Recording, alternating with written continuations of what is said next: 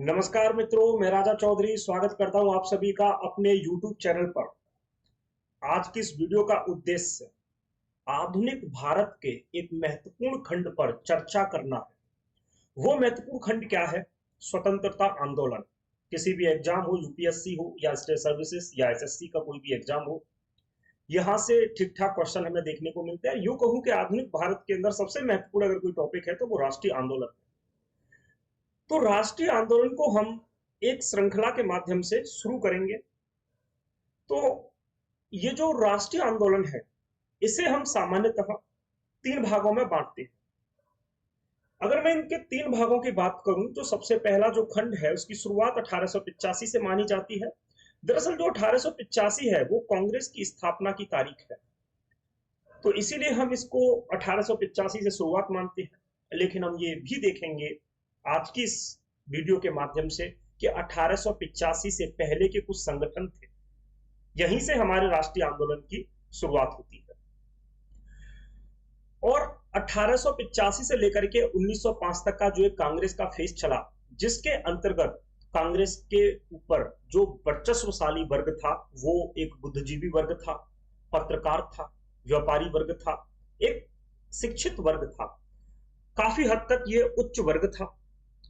मित्रों, हमें एक बात समझनी होगी, इसकी जो रणनीति थी वो प्रतिवेदनों के माध्यम से संविधान में परिवर्तन कर भारत के हित में कार्य करना, भारत के हित में सरकार को कार्य कराने पर मजबूर करना इत्यादि जैसे कार्य इस चरण के अंतर्गत कांग्रेस करती थी।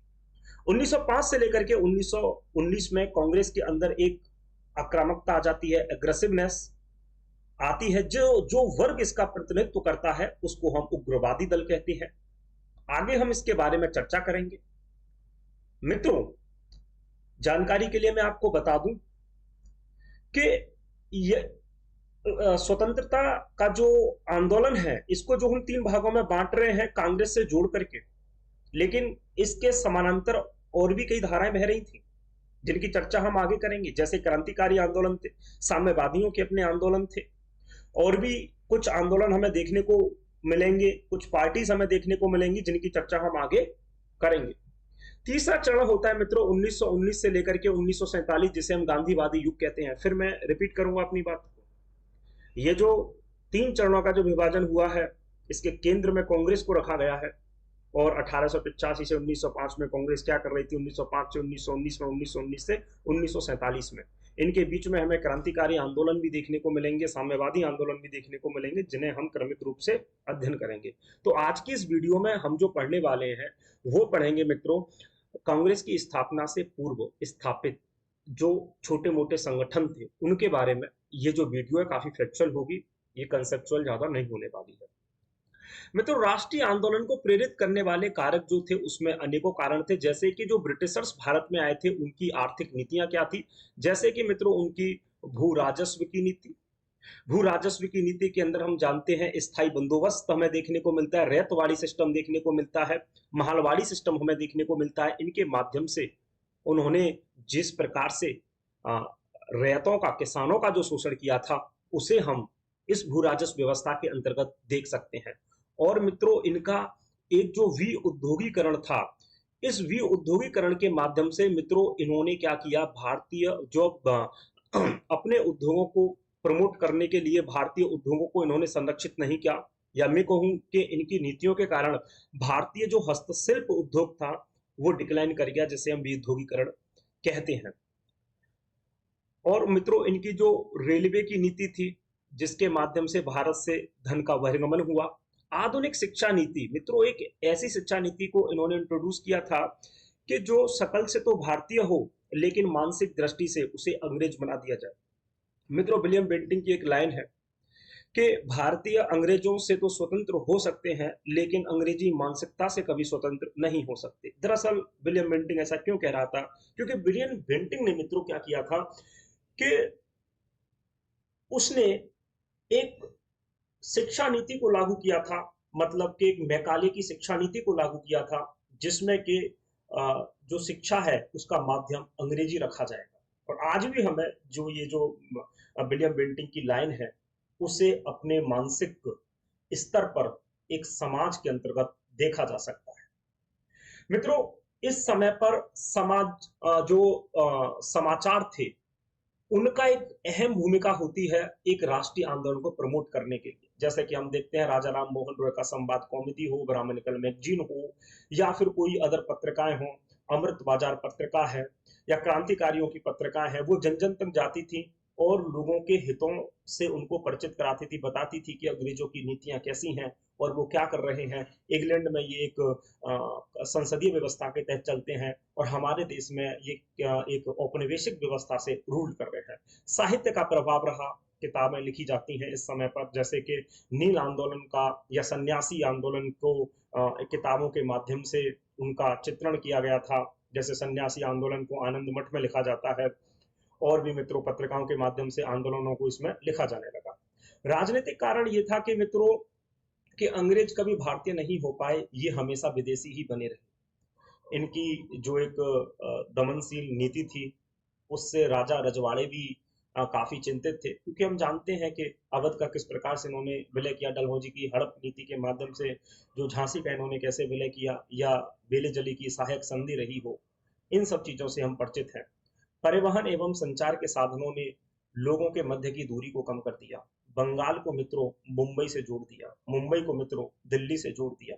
अब लोग एक स्थान से दूसरे स्थान पर आसानी से आवागमन के माध्यम से एक व्यक्ति की समस्याओं को सुन सकते थे और दूसरी जगह उसको बता भी सकते थे। अंग्रेजों की एक बड़ी कमाल की नीति मित्रों रंग भेदी नीति। ये इतनी कमाल की नीति थी कि ये अपने को सुपीरियर समझते थे और जो अश्वेत लोग हैं उनको अपने से इन्फीरियर समझते थे।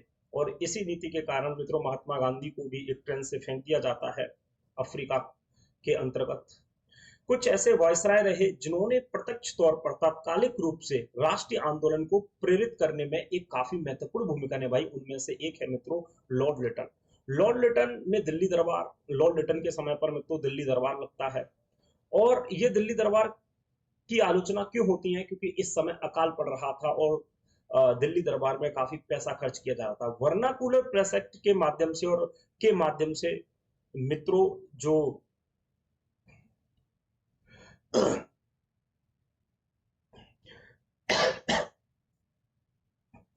एक प्रकार से देखा जाए तो जो प्रेस है उसको, जो देसी प्रेस है उसको दबाने का प्रयास किया जा रहा था। नेक्स्ट आता है तो आर्म्स एक्ट, मतलब कि जो हथियार रखने हैं उनके लिए लाइसेंस लेने की लाइसेंस हमें लेना पड़ेगा, और जो आईसीएस की जो परीक्षा होती थी उसकी उम्र को 21 वर्ष से घटा करके 19 वर्ष कर दिया जाता है।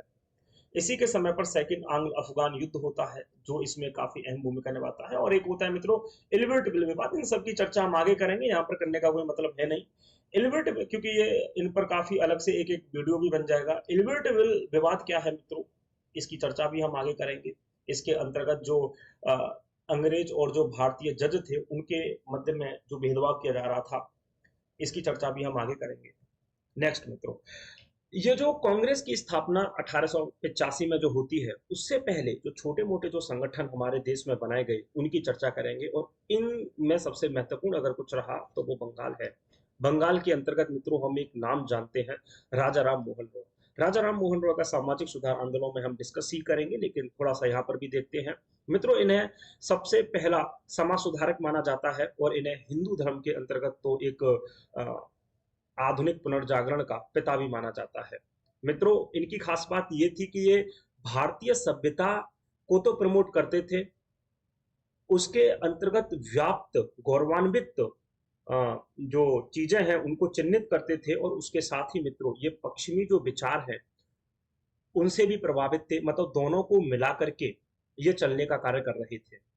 मित्रों इन्होंने समाचार पत्रों के माध्यम से स्वतंत्रता सेवन न्यायालय में भारतीयों की नियुक्ति और उच्च पदों में भारतीयों को शामिल किया जाए इत्यादि जैसे चीजों को इन्होंने प्रमोट किया अपने समाचार पत्रों के माध्यम से।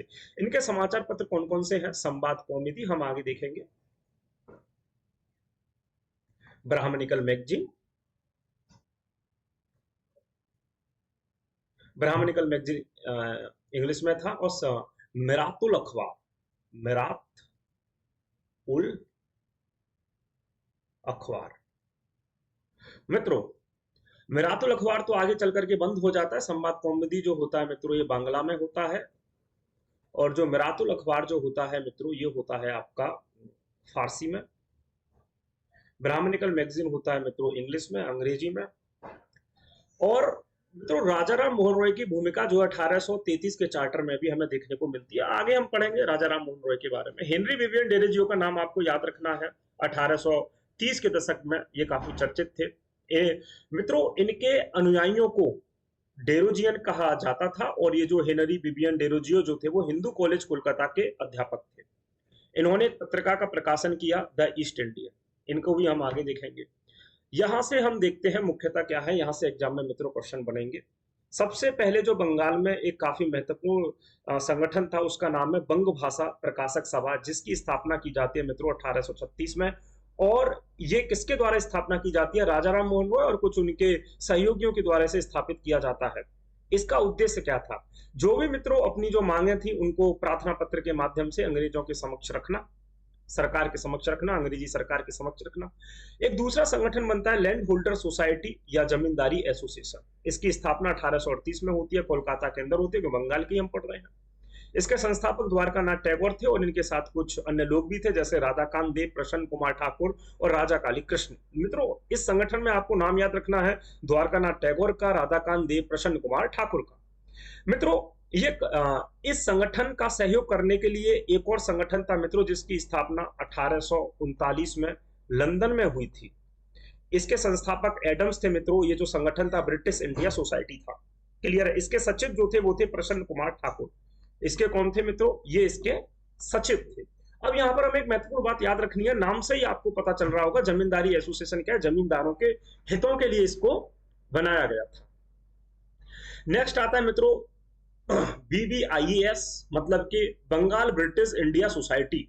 इसकी स्थापना मित्रों 1843 में होती है। एक जॉन थॉमसन के द्वारा इसकी स्थापना की जाती है। इसके सचिव जो थे वो प्यारी चंद्र मित्र थे। ये जमींदारी प्रथा की आलोचना करते थे। दरअसल इन्होंने किसानों के हितों को उठाया, किसानों के अधिकारों की बात की इन्होंने। मित्रों कहीं ना कहीं बंगाल ब्रिटिश इंडिया सोसाइटी ने जो जमींदारी संगठन है उसके प्रभाव को निष्प्रभावी कर दिया, काफी हद तक उसके प्रभाव को कम कर दिया। इसके बाद मित्रों जो संगठन स्थापित होता है वो होता है ब्रिटिश इंडियन एसोसिएशन। ये ब्रिटिश इंडियन एसोसिएशन क्या है मित्रों, ये समझने वाला पॉइंट है। जो लैंड होल्डर्स समिति है और जो बंगाल ब्रिटिश इंडिया है, जो अभी हमने इससे पहले दो संगठन पढ़े, उनको मिलाकर के इसका गठन किया गया था। ये पॉइंट हमें समझना है। इसके संस्थापक हैं राधाकांत देव। राधाकांत देव जो है मित्रों, ये हमने यहाँ देखा लैंड होल्डर सोसाइटी के एक सदस्य थे, और यहाँ पर राधाकांत देव जो है ब्रिटिश इंडियन एसोसिएशन की स्थापना करते हैं। ये वही राधाकांत देव हैं जो राजा राम मोहन रॉय के विरोध में 1830 में एक संगठन बनाते हैं धर्म समाज, जो कि राजा राम मोहन रॉय के जो सती प्रथा का जो विरोध कर रहे थे, और उस राजा राम मोहन रॉय के विचार का विरोध करना था राधाकांत देव। कुल मिलाकर के रूढ़िवादी विचारों का प्रोत्साहन दे रहे थे। ब्रिटिश इंडिया एसोसिएशन क्या था मित्रों, 1851 में इसकी स्थापना हुई थी।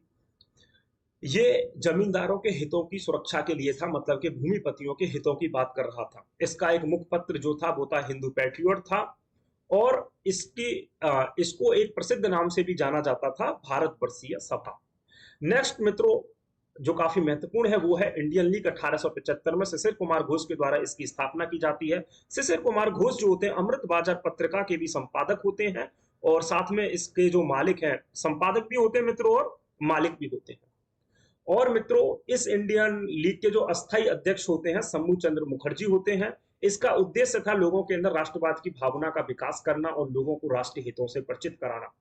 मित्रों आगे चलकर हम ये देखते हैं कि जो सुरेंद्रनाथ बनर्जी का जो इंडियन एसोसिएशन होता है वो इसी का स्थान ग्रहण करता है, उसको हम आगे देखेंगे। कोलकाता स्टूडेंट एसोसिएशन है, इसको देख लीजिएगा, इतना इंपोर्टेंट नहीं है। नेक्स्ट आता है मित्रों इंडियन एसोसिएशन। इसकी स्थापना 26 जुलाई 1876 के अंतर्गत की जाती है, कोलकाता के अल्बर्ट हॉल में की जाती है। ये किसका स्थान ग्रहण करता है मित्रों, ये आप समझ लीजिए। इंडियन लीग 1875 में स्थापित इंडियन लीग का ये स्थान ग्रहण करता है, और इंडियन एसोसिएशन के जो संस्थापक होते हैं सुरेंद्रनाथ बनर्जी और आनंद मोहन बोस। किसी भी एग्जाम में मित्रों पूछे जा सकते हैं। मित्रों ये अपने आप में काफी अलग प्रकार का था, क्यों? क्योंकि ये मध्य वर्ग के साथ साथ साधारण वर्गों के हितों की भी बात कर रहा था। अब साधारण वर्गों के हितों की अगर बात कर रहा है तो स्वाभाविक सी बात है कि ये अपने संगठन में साधारण लोगों की हिस्सेदारी दे, और उस हिस्सेदारी के लिए इसने जो चंदे की जो दर है वो 5 रुपए वार्षिक रखी थी। देखते देखते मित्रों ये जो संगठन है शिक्षित वर्ग का केंद्र बन जाता है। शिक्षित लोगों का, लोग इसमें आकर के मतलब इसके सदस्य बनते हैं। इसके जो सचिव थे आनंद मोहन बोस थे, और बाद में इसके जो अध्यक्ष बनते हैं वो बैरिस्टर मनमोहन घोष बनते हैं। इसके मित्रों क्या उद्देश्य थे सुरेंद्रनाथ बैनर्जी के अनुसार? कि भारत के अंदर एक शक्तिशाली जनमत को तैयार किया जाए ताकि उसको सरकार के समक्ष रखकर अपनी किसी भी मांग को मनवाया जा सके। भारतीयों को एक ही सूत्रबद्ध करना, मतलब उनको एक करना, हिंदू मुसलमानों के बीच में एक मैत्रीपूर्ण भावना का विकास करना, इसके उद्देश्य थे मित्रों ये। और इस संगठन ने जो जमींदारों को देखते हुए इससे पहले जो संगठन बनाए जा रहे थे, अब उन जमींदारों के साथ साथ एक मध्य वर्ग को भी मित्रों इस संगठन के माध्यम से प्रधानता दी जा रही थी। मित्रों इस संगठन ने एक महत्वपूर्ण आंदोलन चलाया जिसे का नाम है सिविल सर्विसेज आंदोलन। सिविल सर्विसेज आंदोलन पर एक वीडियो अलग से बन जाएगी, तो इसकी चर्चा हम फिर कभी और करेंगे। Vernacular press act, arms act, Albert bill के विरोध में इसने आंदोलन चलाया। एल्बर्ट बिल के दौरान मित्रों एक बड़ी घटना होती है कि सुरेंद्रनाथ बैनर्जी का एक पत्रकार थी जिसका नाम था बंगाली। बंगाली पत्रिका में ये क्या करते हैं कि जो कोलकाता का एक जज होता है जिसका नाम है एफ मारिस की आलोचना में कुछ लिख देते हैं, और इसी के परिणाम से सुरेंद्रनाथ जो बैनर्जी होते हैं उन्हें सबसे पहली बार देशद्रोह लगता है। 5 मई 1883 ईस्वी को 2 माह की सजा दी जाती है। लेकिन इससे भी पहले मित्रों तकनीकी आधार पर माना जाता है कि तिलक के ऊपर देशद्रोह लगाया जाता है। मित्रों इस संगठन के बारे में हमें एक बात याद रखनी होगी, जब कांग्रेस की स्थापना होती है 1885 में, तो जब इस संगठन का मित्रों इस संगठन के अंदर एक शाखा थी national conference, Indian national conference. Indian national conference मतलब इस संगठन के अंतर्गत ही इंडियन नेशनल कॉन्फ्रेंस का आयोजन कोलकाता में होना था 25 दिसंबर 1885 में, और इसकी अध्यक्षता मित्रों कर रहे थे सुरेंद्रनाथ बैनर्जी। इसी कारण से मित्रों क्या होता है कि जो सुरेंद्रनाथ बैनर्जी होते हैं वो भाग नहीं ले पाते मित्रों कांग्रेस के प्रथम अधिवेशन में। ये जो पॉइंट है मित्रों यहाँ से एग्जाम में क्वेश्चन पूछा गया है और अक्सर पूछा जाता है। मित्रों ये जो संगठन है इंडियन नेशनल जो कॉन्फ्रेंस है ना, आगे चल करके मित्रों इस इंडियन एसोसिएशन को इंडियन नेशनल कॉन्फ्रेंस के नाम से ही जाना गया। इसका विलय हो जाता है कांग्रेस के अंदर उसके दूसरे अधिवेशन में 1886 में। दरअसल मित्रों होता क्या है कि 1885 में जो कांग्रेस का जो अधिवेशन होता है वो तो बंबई में होता है, और 1886 में जो इसका जो दूसरा अधिवेशन है मित्रों वो होता है कोलकाता में। ये जो दूसरा अधिवेशन कोलकाता में होता है, और कोलकाता मतलब बंगाल में ही ये संगठन था। तो इस समय पर एओ हयूम पहुंचते हैं बंगाल के अंदर, कोलकाता के अंदर। वो देखते हैं कि बिना इंडियन नेशनल कॉन्फ्रेंस के बिना कांग्रेस को बंगाल में सफल करवाना काफी मुश्किल है, और वो सुरेंद्रनाथ बैनर्जी से मीटिंग भी करते हैं इस मामले में, उनको तैयार कर लेते हैं कि अब जो आपका जो इंडियन नेशनल कॉन्फ्रेंस है उसका विलय जो है वो कांग्रेस में कर दिया जाए। तो इसीलिए 1886 है मित्रों, इसके अंदर क्या होता है इंडियन नेशनल कॉन्फ्रेंस का जो विलय है वो कांग्रेस के अंदर हो जाता है। मित्रों पेपर में सीधे क्वेश्चन बनता है कि इंडियन नेशनल कांग्रेस में विलय किसका हुआ था। एक बार क्वेश्चन ये भी बना है कि इंडियन एसोसिएशन का हुआ था या इंडियन नेशनल कॉन्फ्रेंस का हुआ था। तो मित्रों इसका आंसर है इंडियन नेशनल कॉन्फ्रेंस का विलय हुआ था, ना कि इंडियन एसोसिएशन। अब मित्रों एक ये जो सिविल सर्विस वाला आंदोलन है इसको काफी शॉर्ट में बताने का मैं प्रयास करूंगा आपको। भारत में सिविल सर्विस का जो जनक माना जाता है वो कार्नवालिस को माना जाता है। मित्रों भारत में सिविल सेवा परीक्षा का आयोजन 1853 से पहले नहीं होता था, इसका आयोजन 1853 के बाद से ही होना शुरू हुआ था। 1853 के बाद से मित्रों ऐसा होता है कि प्रतियोगी परीक्षा का आयोजन होने लगा, और उसका परिणाम यह हुआ कि भारतीयों को भी मित्रों अब इसमें शामिल मतलब भारतीय भी परीक्षा दे सकते थे, वो सिविल सेवा का हिस्सा बन सकते थे। 1861 में मित्रों क्या होता है कि जो इस परीक्षा में शामिल होने वालों की जो अधिकतम आयु थी वो 22 वर्ष थी। जैसे कि मित्रों अब 31-32 साल है जनरल कैटेगरी का, 31 है या 32 है यूपीएससी का। उस समय पर 31-32 की जब मित्रों 22 साल हुआ करती थी, तो आप समझ सकते हैं कितना जटिल रही होगी ये परीक्षा उस समय पर। तो मित्रों जब भारतीयों को भी परीक्षा देने की अनुमति मिल जाती है तो वो दिन आता है जब भारतीय इसमें सिलेक्ट हुए। तो 1863 में पहले भारतीय बनते हैं सत्येंद्र नाथ टैगोर, जो पहले आईसीएस बनते हैं। पहले इसका नाम आईसीएस हुआ करता था, आज जिस परीक्षा का नाम आईएएस है, पहले उसका नाम आईसीएस हुआ करता था, इंडियन सिविल सर्विस हुआ करता था। 1866 में मित्रों इसमें जो परिवर्तन किया जाता है, इसकी उम्र को घटा करके 21 वर्ष कर दिया जाता है। और फिर मित्रों 1869 में क्या होता है, सुरेंद्रनाथ बनर्जी दूसरे भारतीय बन जाते हैं इस परीक्षा में सफल होने वाले। हालांकि इनको आगे चल करके हटा दिया जाता है, जब ये असम के कलेक्टर होते हैं 1874 में, उन्हें बर्खास्त कर दिया जाता है। सुरेंद्रनाथ बनर्जी के साथ में 4 भारतीय भी बनते हैं। तो सुरेंद्रनाथ बनर्जी जब असम के कलेक्टर थे 1874 में, इन्हें इनके पद से हटा दिया जाता है। ये पेपर में पूछा गया क्वेश्चन है। फिर मित्रों 1877 में इसमें परिवर्तन कर दिया जाता है, इसकी जो उम्र है वो 19 वर्ष कर दी जाती है। आप देख रहे हैं मित्रों किस प्रकार से इसकी उम्र को घटाया जा रहा है, ताकि जो भारतीय हैं इसमें शामिल न हो पाए। जब इसकी उम्र को मित्रों 19 वर्ष किया जाता है ना, तो इसको लेकर के कलकत्ता के टाउन हॉल में एक मीटिंग होती है। ये 1877 में मीटिंग होती है। और मित्रों ये मीटिंग काफी महत्वपूर्ण होती है, क्योंकि मित्रों इस मीटिंग इतनी महत्वपूर्ण होती है, आप इसका अनुमान इस बात से लगा सकते हैं, केशव चंद्र सेन ने मित्रों एक भी राजनीतिक सभा को ज्वाइन नहीं किया था, लेकिन वो इस टाउन हॉल की मीटिंग में शामिल हुए थे।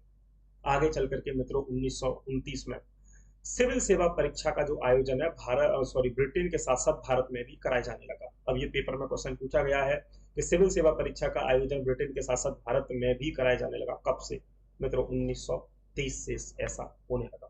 मुंबई के अंदर मित्रों हम ऐसे राजनीतिक संगठनों की बात करें जिनकी स्थापना कांग्रेस की स्थापना से पहले हो चुकी थी, तो आपको 3 संगठन याद रखने हैं: Bombay association, Bombay presidency association, Poona Sarvajanik सभा।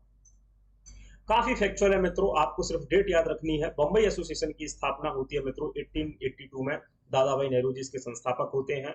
और बंबई प्रेसिडेंसी एसोसिएशन की स्थापना 1885 में फिरोज शाह मेहता, बदरुद्दीन तैयब जी, केटी तेलंग, मित्रों ये 3 नाम आप याद रखिए इसके संस्थापक के तौर पर। पूना सार्वजनिक सभा की स्थापना 1870 में होती है और इसके संस्थापक होते हैं महादेव गोविंद रनाडे। मित्रों महादेव गोविंद रनाडे को पश्चिमी भारत का सुकरात भी कहा जाता है। इन्होंने मित्रों महाराष्ट्र के अंदर पुनर्जागरण का कार्य किया, जितनी भी रूढ़ियां हैं उनका विरोध किया। जैसे कि राजा राम मोहन रॉय बंगाल के अंदर कर रहे थे, वही काम जो मित्रों महादेव गोविंद रनाडे पश्चिमी भारत के अंतर्गत या महाराष्ट्र के अंतर्गत कर रहे थे। मित्रों इस संगठन ने काफी महत्वपूर्ण भूमिका निभाई जनता को उनके हितों से परिचित कराने में, या फिर जनता के हितों से सरकार को परिचित कराने में। ये काफी महत्वपूर्ण है मित्रों, आप ये याद रखिए। 1875 में मित्रों ये ऐसा पहला संगठन है पूना सार्वजनिक सभा। 1875 में ये मांग करता है कि जो हमारे अंदर जो विधानसभाएं हैं या जो प्रतिनिधित्व मंडल है, उनके अंदर भारतीयों को प्रत्यक्ष प्रतिनिधित्व प्रदान किया जाना चाहिए। ये पॉइंट, ये पूना सार्वजनिक सभा को आप याद रखिए। बम्बई एसोसिएशन के संस्थापक दादा भाई नेहरू जी थे, ये भी आपको याद रखना है। हालांकि दादा भाई नेहरू जी ने लंदन के अंदर जो स्थापित के संगठन वो काफी ज्यादा महत्वपूर्ण है, इन तीनों को आपको याद रखना है। नेक्स्ट, मद्रास के अंदर 2 संगठन स्थापित किए जाते हैं, काफी महत्वपूर्ण है। मद्रास नेटिव एसोसिएशन, दूसरे मद्रास महाजन सभा। और मद्रास नेटिव एसोसिएशन की स्थापना 1852 में और मद्रास महाजन सभा की स्थापना 1884 में होती है। मद्रास नेटिव एसोसिएशन के जो संस्थापक जो थे गुजलू लक्ष्मी नरसू चेट्टी थे, और मद्रास महाजन सभा के जो संस्थापक थे वीर राघवाचारी, सुब्रमण्यम अय्यर और आनंद चांद थे। ये आपको याद रखना है। चलिए नेक्स्ट, लंदन के अंदर आपको 2 संगठन याद रखने हैं: London India society, east India association. East India association काफी महत्वपूर्ण है, दादा भाई नेहरू जी ने स्थापित किया था 1866 में। और मित्रों इसका उद्देश्य था कि जनता तथा संसद को भारतीय विषयों से परिचित कराना। और 1869 में मित्रों इसकी एक शाखा मुंबई के अंतर्गत भी खोली जाती है। और जो लंदन इंडिया सोसाइटी थी, इसकी स्थापना 1865, मतलब जो ईस्ट इंडियन एसोसिएशन है उससे 1 साल पहले दादा भाई नेहरू जी के द्वारा लंदन में की जाती है। लंदन इंडियन कमेटी, इसे भी याद रखिए, 1862 में इसकी स्थापना पुरुषोत्तम मुदलियार के द्वारा की जाती है। तो मित्रों आज की वीडियो में बस इतना ही। बने अगर आप हमारे चैनल पर नए हैं तो चैनल को सब्सक्राइब जरूर करिएगा। आगे जो हमारी क्लास आपको देखने को मिलेगी वो होगी कांग्रेस की स्थापना को लेकर के, काफी महत्वपूर्ण क्लास होगी। तो क्लास को शेयर कीजिएगा और क्लास में बने रहने के लिए बहुत बहुत धन्यवाद।